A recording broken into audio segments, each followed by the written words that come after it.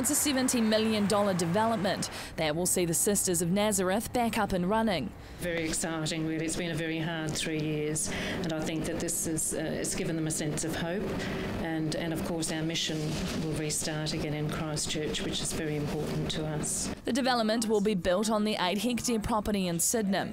It'll include an 80-bed aged care hospital and rest home, as well as a dementia unit, convent and chapel. I think it's enormously exciting for the sisters because this is their ministry in New Zealand, and I think for the people of Christchurch. I mean, we've all seen a community that's been battered by the earthquakes, and to see this sort of development re-emerge is exciting not only for the sisters but I think for the Christchurch community as well. The Sisters of Nazareth have been in Christchurch for more than 100 years. The Nazareth home name dates from the Order's early 1900s orphanage and later rest home that was built in the 1980s.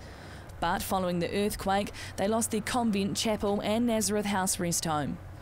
It was an enormous loss. I think we were very fortunate in that none of the residents was hurt or seriously injured, so of course that's the most important thing. Residents who called Nazareth House home at the time had to be evacuated within hours after the quake struck.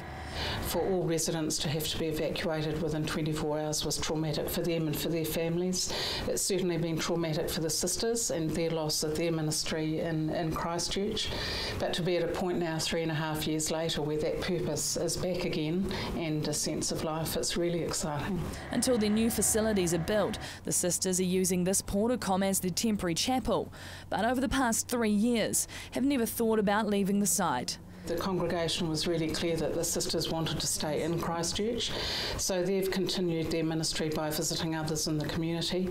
The earthquake tore down most of their facilities, but not everything was lost. Before their buildings were demolished, valuable possessions were salvaged. We've saved the stained glass windows, and we've saved also the marble altar, also Stations of the Cross, which are a work of art, but they also have not just historical value, but they also have a sentimental value, I think, to the sisters as well. The facilities are expected to be completed by 2016, with the sisters being joined by more than 150 staff. Emma Cropper, CTV News.